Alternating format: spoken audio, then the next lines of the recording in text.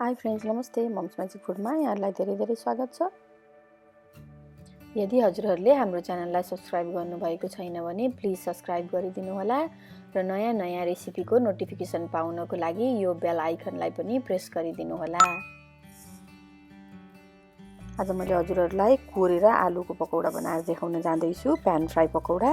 त्यसको लागि मैले यहाँ 2टा जस्तो ठुलो आलु लिएँ र यसरी यो कोरेसोमा कोरेको छु।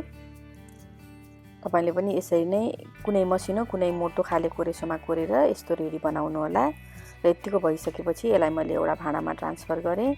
कसैले पानी निचोरेर फाल्नुहुन्छ, यसको पानी नफाल्नु होला, हामीले यतिकै बनाउँछौँ।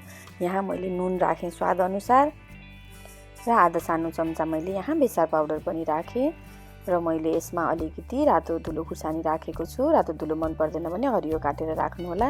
र मैले यहाँ भुटेर पिनेर राखेको आधा सानो चम्चा जिरा पाउडर पनि राखेँ र यो 1 ठुलो चम्चा मैले बेसनको पिठो राखेँ र यो सबै मैले राम्रोसँग मिक्स गर्न जाँदैछु। एकदमै सजिलो हुन्छ यो बनाउनको लागि र खानको लागि पनि राम्रो, हेल्दी पनि हुन्छ। मैले धेरै तेल हालेर यसमा डिप फ्राई गर्दिनँ र हाम्रो यो यतिको रेडी भयो।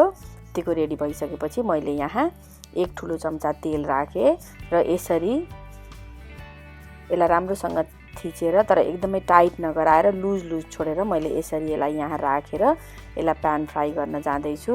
हामीले आगो मिडियम राखौँ र यसलाई बीचबीचमा चलाइ पनि राखौँ र दुवैतिर रातो हुने गरी हामीले यसलाई पकाउँ। मैले यहाँ यसलाई फर्काएर हेरेँ र हाम्रो एक साइडतिर पाकिसकेको छ।